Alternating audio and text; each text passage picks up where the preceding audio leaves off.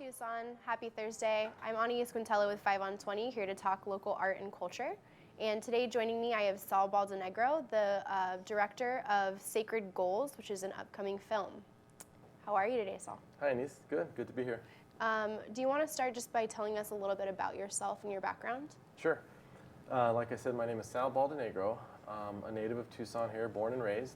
I went to school at TUSD Public Schools my whole schooling career, including Tucson High School. I eventually went on to U of A, where I got my BA degree in Media Arts, which is film and television. Awesome. And you've worked a little bit in production around Tucson, correct? Yeah, I've worked professionally in media for KVOA, Channel 12, few jobs that I've had in media. And this will be your first undertaking being the director of a film, correct? Yeah, and this is my first feature film as a director. It's exciting stuff. Yeah, I'm really excited about it. Awesome. So tell us a little bit about your film and what it's about. Okay, the film that I wrote, the screenplay for the film is called Sacred Goals, and it's primarily about two things. The first thing would be the fight to save ethnic studies in Tucson schools, and the second part is following the transformation of a young soccer player who starts to become more and more awakened to the struggle that's happening around him. Okay, and you have a background in coaching soccer, correct? Yeah, I have a background in both of those things. I was really involved in the fight for ethnic studies, and I coached soccer at Desert View High School for 4 years. So for anyone that's unfamiliar with the battle surrounding the ethnic studies, do you want to just give us a quick rundown on what's happened with that? Sure. The struggle to save ethnic studies has gone on for years and years. It started in the mid-2000s, but eventually it went on to moved on to 2010, where the Arizona State Legislature eventually passed a law, which is called HB 2281, to outlaw the teaching of ethnic studies in public schools. So that was passed in 2010. That's primarily around the era when this film takes place. But I mean, the fight to protect ethnic studies still goes on today. Even just recently, there was a bill that was introduced in the Arizona State Legislature, which would have outlawed the teaching of ethnic studies in higher ed as well, including K-12. It would have outlawed it in colleges as well. Luckily, that was killed for now. But Sure. It's been a long struggle now, going over a decade. So I think one of the interesting things about this film is that it's drawing a lot of parallels to a narrative that's taking place in the political climate right now. So it's hard for me to understand why anyone would be opposed to the teaching of ethnic studies. What do you think is the biggest argument against it? You know, I mean, I think there's a lot of reasons, and certainly people can draw their own conclusions, and you can really read into why they would want to kill these classes which are successful, which are motivating students, creating students who get better test scores, who get better grades in school, and who go on to college at higher rates. My personal opinion is that I think there's a big demographic shift in Arizona that's currently happening. You have a population which is becoming more and more Latino. Correct. And I think that there are a lot of extremists who are very fearful of that. And one way that they are responding is with these types of laws that, whether it's suppressing our vote, whether it's cutting our education, I think that that's really the motivation for why this law was passed and why this sentiment still exists today. Because like I said, you have these classes that were hugely successful. Sure. Kids were getting better scores in standardized tests compared to their peers. They were getting better grades compared to their peers, and they were going on to higher rates of college. To me, that's an outstanding success. Yeah, absolutely. So therefore, why would you want to do something to take those classes away? Right.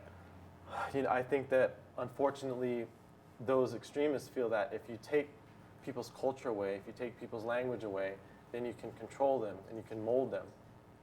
We've seen an unfortunate history with regards to American Indians, where they were sent to boarding schools, their hair was cut, their culture was taken from them, they were not allowed to speak their language, to practice their traditional customs. And it was all along the lines of the philosophy which they said, kill the Indian, save the man. Right. And I think that that unfortunate philosophy, that very extreme and genocidal philosophy, I think that that's along the same lines of why you would want to take away children's culture, children's history, and remove them from that. So it's really, really a fight that is worth fighting, and it continues on today. It's so important that we maintain our culture, that we maintain our history, and that we keep education as something that's important. I mean, they were banning books. You know, there were dozens and dozens of books that were primarily written by Chicano authors, by Native American authors, black authors. And so it's just such an important fight to save our literature, to save our culture, and it's for the betterment of our community's education. Absolutely. And when TUSD first proposed the removal of the ethnic studies, I know there was an immediate pushback, correct? There was a sit-in staged by some of the students. Can you tell me a little bit about what that was like, or what the events following that were like? Yeah, like I said, you know, this movement has gone on for a long time, but really this film takes place during that era. Mm-hmm. The film itself, I had to compress the timeline. What you're talking about is when the law was passed in 2010, spring of 2010. It then went on to be signed by then Governor Brewer in April. No surprise there. Yeah, I know. And so that's when things really started ramping up. And so that's when, I believe it was April of 2010, there was a historical moment of civil disobedience that I believe is one of the most important Latino civil rights movements of the past few decades. And what it was a group of students organized, and on the night of the school board meeting, they took over the school board dais, and when the school board members hadn't sat down yet, they sat in the seats, they took it over, they chained themselves to the desk, and they declared a proclamation of support for ethnic studies, and that they were basically voting to protect it and to keep it right there. They called themselves the Youth School Board, and that they were going to vote right then and there to save ethnic studies. And I think that was such an admirable, courageous, amazing piece of civil disobedience that will go down in history as one of the most important moments, I think, in Latino civil rights history. So that certainly is an important moment of this film. Sure. From then to now, where does the placement of ethnic studies and that fight go on in regards to the school board now? It still goes on today. Unfortunately, the law is still on the books. It's still being tried in court, 7 years later? It's right. still in court. To this point, the Ninth Circuit Court of Appeals struck down 2 of the 4 provisions, but kept intact the other 2. However, it's not over. They're supposed to be hearing the case again sometime this year in 2017. So still 7 years down the line from when that law was passed, it's still in court, we're still fighting it, and the fight to protect these classes and for our culture still continues on. Okay. And like I said, even this legislator in Phoenix, in the state legislature, he's actually from northern Arizona, tried to introduce a law to ban ethnic studies at the college level as well. So, this fight is far from over. Sure. Would you say that the current political climate or the new administration, maybe some of the rhetoric used by them, has influenced your need to make the film or influence anything in regards to production of the film? You mean the national rhetoric that's going on right now? Or? Yeah, it kind of seems to be heating up in a sense. Yeah, there's a couple things that I want to say about that nationally. One thing that I think is amazing is that in Arizona, what happened in Arizona ended up inspiring people across the country to create ethnic studies programs of their own, or to protect their own ethnic studies programs. For example, the state of California passed a law that is to develop a model ethnic studies curriculum for all their high school students. So this is the opposite of what happened in Arizona. Mm-hmm. But it's a domino effect. It's something that the fight for ethnic studies was so intense here and so important that it did inspire people nationwide. And you saw the opposite effect occurring in places like California, New York, Texas, where there was a big fight over books that they won. And these fights were really inspired by the courageous student-led fight for ethnic studies here in Arizona. But unfortunately now on the national level, there is certainly a lot of anti-immigrant rhetoric, xenophobic, anti-Latino rhetoric. It's just very right-wing, extreme type of things that are going on with this new Trump administration. But, I feel that one of the most important ways that we can resist that is to continue telling our stories and to continue writing. Oh, 100%, yeah. Continue proactively maintaining our culture. I think that it's very important certainly to be reactive at times to so much of what's going on that is an attack on so many different people on so many different fronts. And we have to maintain vigilance and react to that. But one way that we can proactively resist is to continue to create and tell our own stories and write and create art and paint and make music and whatever type of things like that is the best way to proactively resist to that xenophobic rhetoric that's going on right now. And that's part of the reason why I wrote this. Sure. That they may be able to ban books, they may be able to ban our history temporarily, but they can't ban us from telling our stories. And we will continue to tell them forever. When these events were unfolding before you in the early 2000s, did you think then that you'd be making a film about it? No. It's funny that, I've thought about that. And one of the things that unfortunately happened during that time is everyone involved was just so busy fighting that we were so intensely, spending all of our energy fighting and reacting and doing, these are important things, but this is where our energy was focused. And so it left very little time and energy for us then to create art. Now that I guess things have somewhat gotten a little more to even keel or a little not as intense. It's allowed us to breathe and to create pieces of art, whether it's, like I said, whether it's music or painting or what I'm doing, film, plays, that type of thing. So to get to your question, at the time, no, I never thought that I'd be doing this kind of thing. But it just so inspirational. I mean, looking back, when you reflect on the things that happened, it's just amazing. And I do hold that what those students did is one of the most important Latino civil rights events in history. And I think that the books will vindicate that, and the books will go back and look at what those students did, those brave students, fighting against very powerful politicians. I mean, they were fighting against governors and the attorney general, school superintendents for the state, local school boards, local school superintendents. And these were students that organized themselves and fought against them. So I think that what they did was just so incredibly powerful and moving and inspiring that motivated me to write this film and to tell their story. Sure. The way I perceive the things that went on. The other part of the motivation is my experience as a soccer coach. I got to see a lot of things on that level that I felt were very powerful too.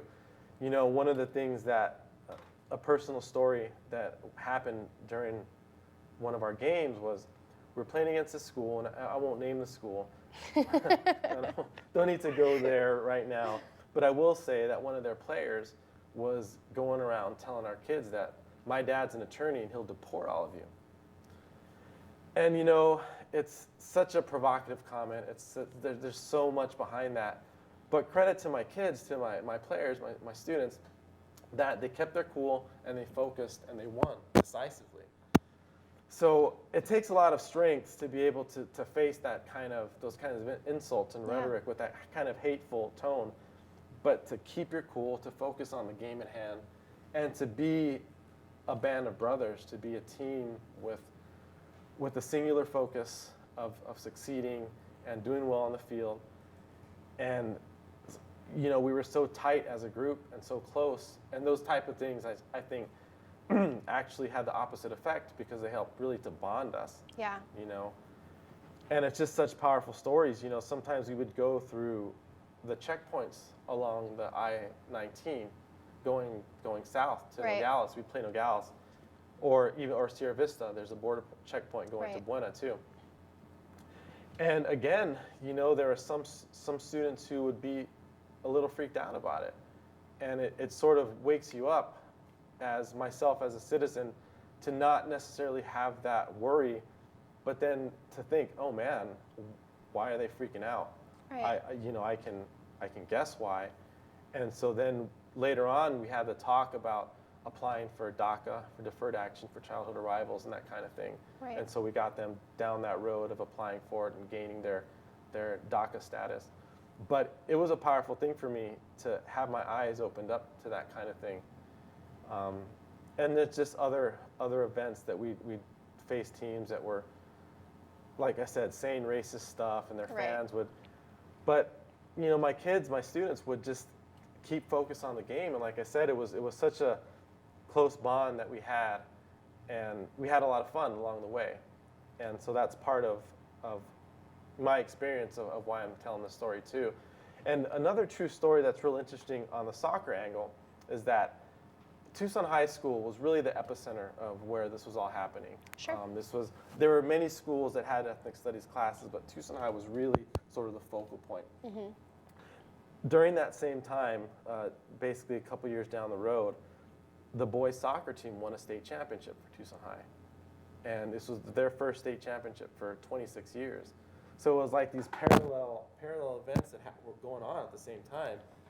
And just, I thought that, man, what a crazy, I guess, couple of years, Sure. where you had so much going on at one place. Yeah.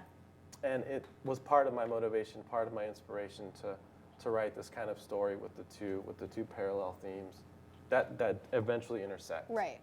What state of production is the film in currently? We are currently in development, and we are raising money to produce the film.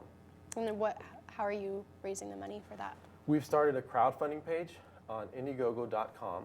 The film is called Sacred Goals, and you can find it if you go to Indiegogo.com and search for Sacred Goals. Mm-hmm.